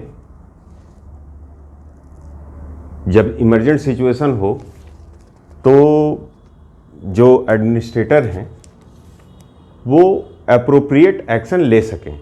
दूसरा चीज़ कि सिविल, तीसरा जो एस्पेक्ट है इस क्वेश्चन का, कि सिविल सोसाइटी क्या कर सकती थी इसमें। सिविल सोसाइटी फीलर्स के रूप में इसमें इस्तेमाल किया जा सकता था सिविल सोसाइटी का, जहाँ जहाँ एक तो गवर्नमेंट को असिस्टेंस प्रोवाइड करने में, और दूसरा चीज़ कि जहाँ जहाँ गवर्नमेंट नहीं पहुँच पा रही थी वहाँ सिविल सोसाइटी पहुँच सकती थी। यही रहा है। आपसे अनुरोध है कि please share, like and comment. मेरे वीडियो को शेयर, लाइक, कमेंट कीजिए और इसका फीडबैक दीजिए कि आपको केस स्टडी का नया अप्रोच कैसा लगा।